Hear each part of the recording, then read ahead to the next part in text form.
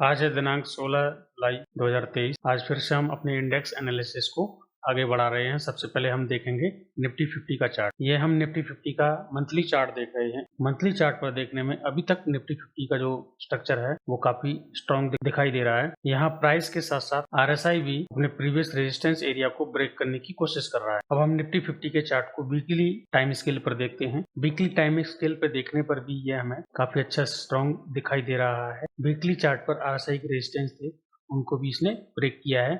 Price ने तो पहले से ही ब्रेक करके रखा हुआ है। अब देखना है ये प्राइस कहां तक ट्रेवल कर पाता है। चूंकि निफ्टी बीच में मैंने एंट्री ले रखी है, अभी मुझे दो काम करने हैं।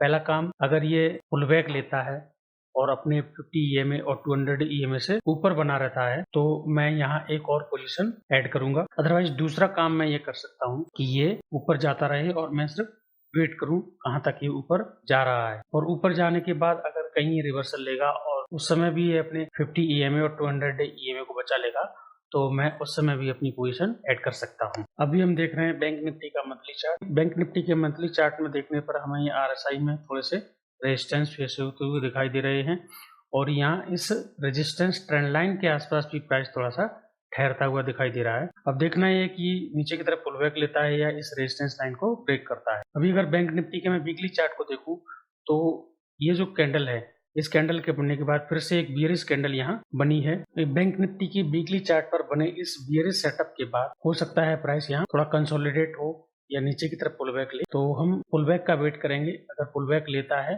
तो उस समय हम बैंक बीज के जरिए इसमें एंट्री ले सकते हैं। अब अगर बैंक निफ्टी के चार्ट को मैं डेली टाइम फ्रेम पर देखूं तो यहाँ ये जो स्ट्रक्चर बन रही है वह एक इवनिंग स्टार कैंडलस्टिक टाइप का फॉर्मेशन हो रहा है, जो कि एक बियरिश साइन है। तो अभी फिलहाल के लिए तो हम इसे थोड़ा कूल ऑफ होने देते हैं। कूल ऑफ होने के बाद देखेंगे कि ये किस तरीके से बिहेव करता है, उस समय हम अपनी एंट्री प्लान करेंगे। नेक्स्ट हम देख रहे हैं निफ्टी आईटी के चार्ट को। निफ्टी आईटी का मंथली चार्ट है।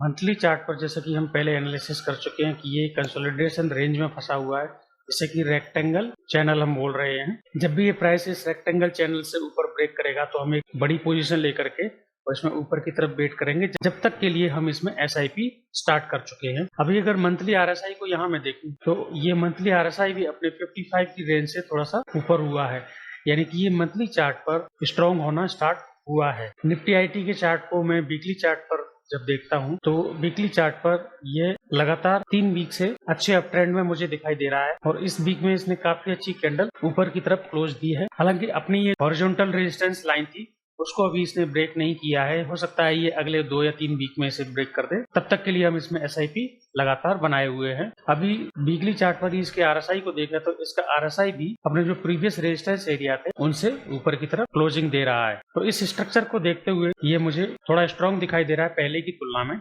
अभी अगर निफ्टी आईटी के चार्ट को मैं डेली टाइम फ्रेम पर मूविंग एवरेज के साथ देखूं तो यह एक तरीके से एक्यूमुलेशन टाइप का पैटर्न बन रहा है, क्योंकि ये 200 EMA के आसपास प्राइस काफी दिनों से मूव कर रहा है। इस एक्यूमुलेशन पैटर्न के बनने में इसने यहाँ यह फ्लोर बनाया है और ये अपना रूट बना लिया है, और बीच में 200 EMA के आसपास से इसको बार बार ओवरकट कर रहा है। अभी तो हम वेट करते हैं कब ये अपने इस रेजिस्टेंस एरिया को ब्रेक करेगा और फिर उसके बाद हम अपनी पोजीशन को बढ़ाएंगे।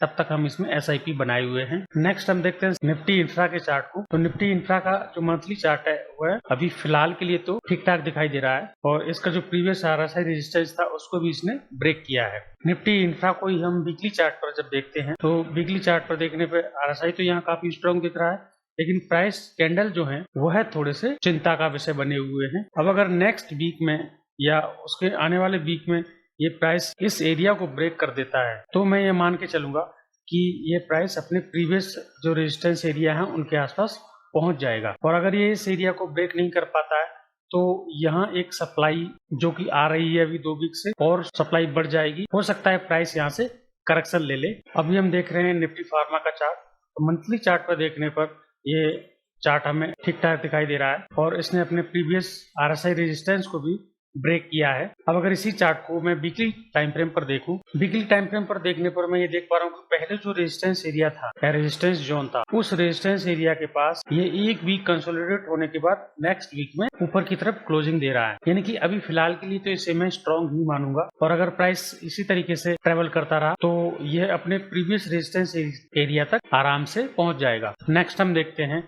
निफ्टी ऑटो के चार्ट को। तो निफ्टी ऑटो का चार्ट मंथली चार्ट पर देखने पर तो ठीक ठाक दिखाई दे रहा है। अभी इसी चार्ट को हम वीकली टाइम फ्रेम पर देखते हैं। वीकली टाइम फ्रेम पर देखने पर ये जो RSI है वो ओवरसोल्ड एरिया में आना स्टार्ट हो गया है। तो अभी अगर किसी की पोजीशन है इसमें तो अपने जो स्टॉप लॉस है उनको थोड़ा टाइट करना पड़ेगा। ये जो वीकली चार्ट पर बनी हुई कैंडल है वह एक कंफ्यूजन की स्टेट को दर्शा रही है, प्राइस ऊपर जाए या यहाँ से नीचे आए। इससे बचने के लिए सबसे अच्छा सिस्टम है कि हम अपने स्टॉप लॉस को थोड़ा टाइट करके रखें या जो प्रॉफिट हमें आ रहा है उसको बचा के रखें।